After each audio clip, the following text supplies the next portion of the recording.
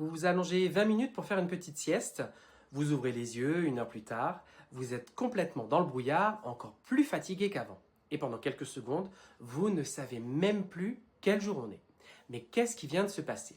Je suis Cédric, sophrologue certifié, praticien certifié en EFT et TTT, et aujourd'hui on va parler de la sieste. Parce que oui, la sieste peut faire énormément de bien. Mais encore faut-il choisir la bonne durée. Et principalement, vous avez deux possibilités. Option 1, la sieste courte, 20 minutes maximum. Vous avez un petit coup de fatigue dans la journée et vous voulez simplement récupérer.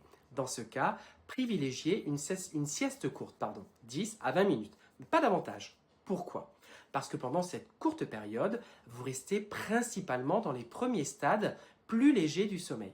L'objectif est de récupérer sans laisser le temps à votre organisme de s'installer dans un sommeil plus profond. Donc quand votre réveil sonne, vous pouvez généralement retrouver plus facilement votre niveau d'éveil. Mais attention au fameux encore 10 minutes. Parce qu'en prolongeant votre sieste, vous risquez d'entrer progressivement dans un sommeil plus profond.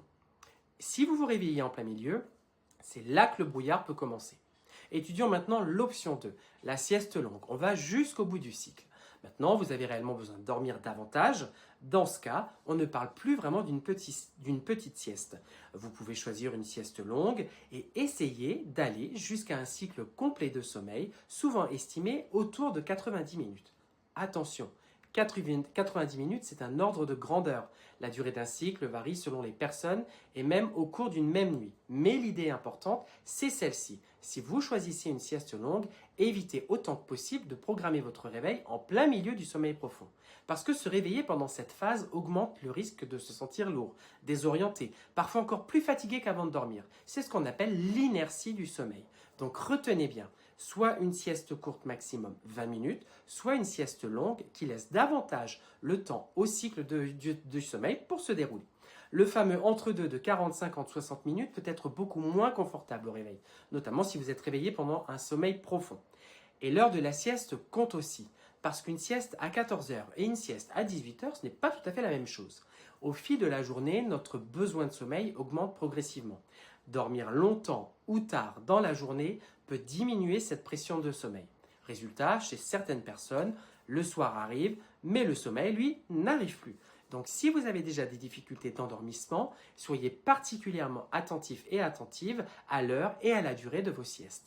Mais une sieste ne remplacera jamais vos nuits. Et attention à cette idée reçue, faire une sieste ne permet pas d'effacer systématiquement un manque chronique de sommeil. Une mauvaise nuit ponctuelle, des horaires décalés, une période particulièrement fatigante, la sieste peut être un véritable atout de récupération. Mais si vous avez besoin de dormir 1 ou 2 heures tous les jours simplement pour réussir à tenir jusqu'au soir, il peut être intéressant de se demander pourquoi. Et si vous ressentez régulièrement une somnolence importante pendant la journée, malgré des nuits qui semblent suffisantes, parlez-en à votre médecin.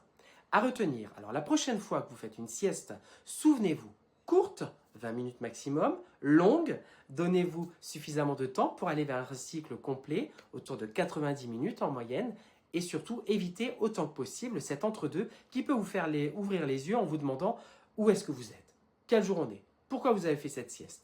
Et vous êtes plutôt team sieste de 20 minutes ou team réveil complètement dans le brouillard?